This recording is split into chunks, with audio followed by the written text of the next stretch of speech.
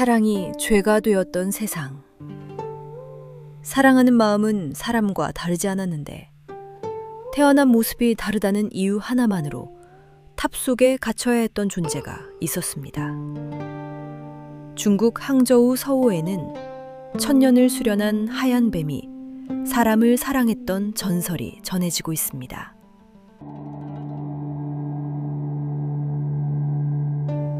버드나무가 늘어선 서호 주변은 예로부터 아름답기로 이름난 곳이었습니다. 깊은 산속에서 천년이 넘도록 홀로 수련을 쌓아온 하얀 뱀, 백소정이라 불리는 뱀이 살고 있었습니다. 오랜 수련 끝에 사람의 형상을 얻은 그녀는 청사 소청과 함께 난생 처음 인간 세상 구경에 나섰습니다.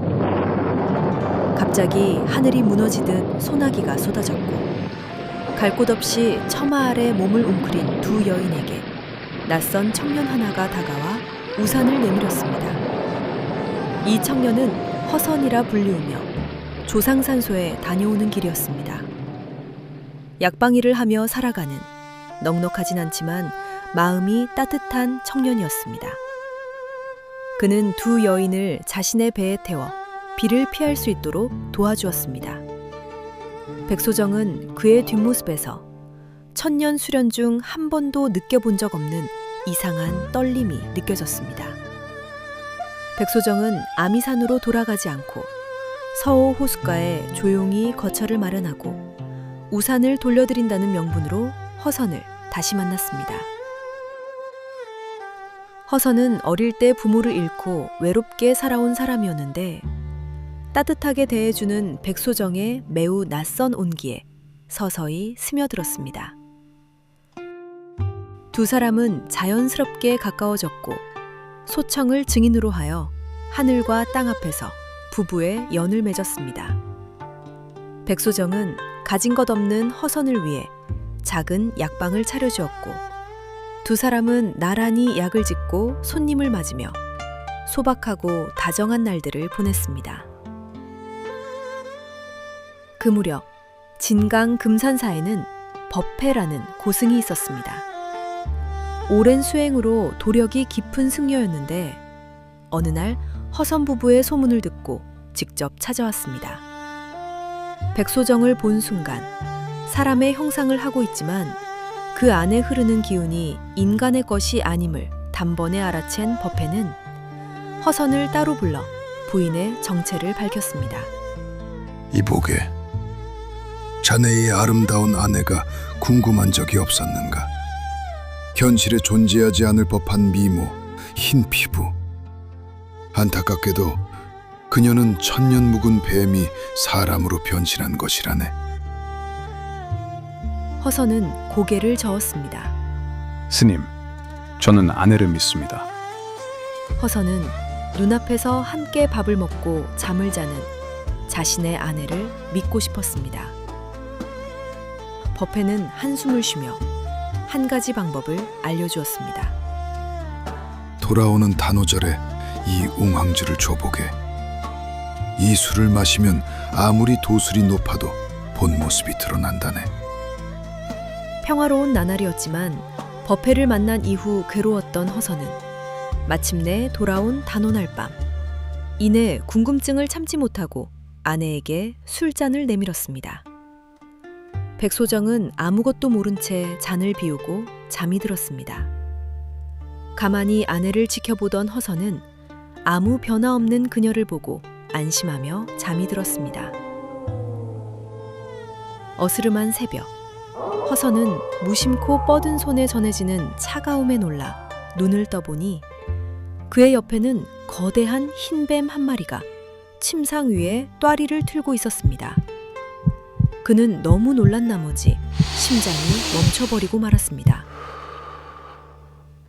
술 기운이 거치고 깨어난 백소정은 차갑게 식어가는 남편을 발견하자 죽은 이도 살린다는 영지를 구하기 위해 망설이지 않고 곤륜산으로 날아올랐습니다.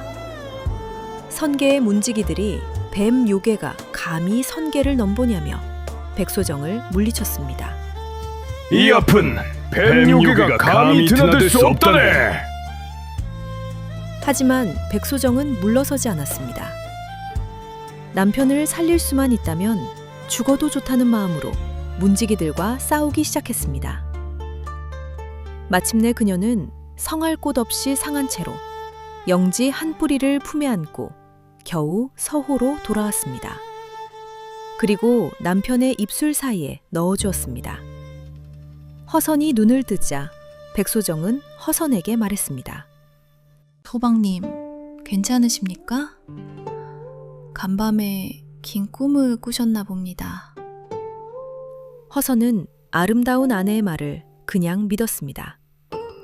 하지만 법회는 그들을 포기하지 않고 허선을 금산사로 불러들여 절 안에 붙잡아 두었습니다. 사람을 요괴로부터 지켜야 한다는 명분이었습니다. 백소정은 소청과 함께 금산사로 달려가 법회와 맞섰습니다. 강물을 불러 절을 에워싸고 허선을 내놓으라 법회를 위협해 보았지만 법회의 도력은 백소정이 감당하기에 너무나 높고 깊었습니다. 패한 백소정이 구슬퍼하자 이를 안쓰럽게 여긴 동자승 하나가 허선이 몰래 빠져나갈 수 있도록 도왔습니다. 허선은 발길이 닿는 대로 달렸고 그들은 처음 만난 그 다리인 단교 앞에서 백소정과 마주쳤습니다. 백소정은 더는 숨기지 않고 사실을 고백하였습니다. 서방님, 저는 뱀입니다. 천년 묵은 뱀이 당신을 사랑한 것입니다.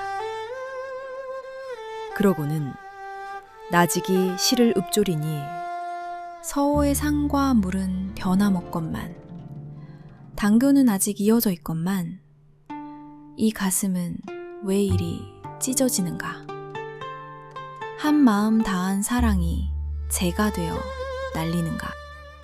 허선은 하염없이 눈물을 흘렸고 그 둘은 서로 오래오래 마주보며 서 있었습니다.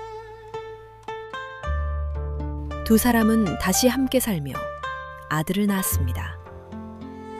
하지만 그 순간을 기다리던 법사 법회가 아이가 태어나자마자 나타나 백소정을 붙잡아 그들의 보금자리 서호 옆에 타읍을 쌓고 그 안에 봉인해버렸습니다. 서호의 물이 다 마르더라도 이 탑은 무너지지 않을 것이다. 탑이 무너지는 날에야 백사가 세상에 다시 나올 것이다. 뇌봉탑이라 이름 붙인 그 탑 앞에서 법회는 말했습니다. 허선은 탑 앞에 홀로 남겨져 엉엉 울었습니다. 세월이 흐르고 백소정의 아들이 자라 학문에 정진하여 과거에 합격했습니다. 합격 소식보다 먼저 발길이 향한 곳은 뇌봉탑이었습니다. 어머니가 갇혀있다는 그 탑 앞에 무릎을 꿇고 오래도록 울었습니다. 그러자 탑이 흔들리기 시작했습니다. 쌓인 돌들이 하나씩 무너지며 빛과 함께 백소정이 걸어 나왔습니다. 아들의 손을 잡은 그 얼굴에 원망도 분노도 없었습니다. 오직 오랜 기다림 끝에 아들을 만난 어미의 눈물만이 있었습니다. 그리고 그들의 정성과 사랑을 무시한 채 오직 요괴라는 이유로 백소정을 괴롭히던 법회는 두고두고 부끄러움을 이기지 못하고 결국 개의 껍데기 속으로 숨어들었다고 전해집니다. 그리하여 지금도 개를 뒤집으면 그 안에서 법회의 얼굴을 닮은 형상이 보인다고 합니다.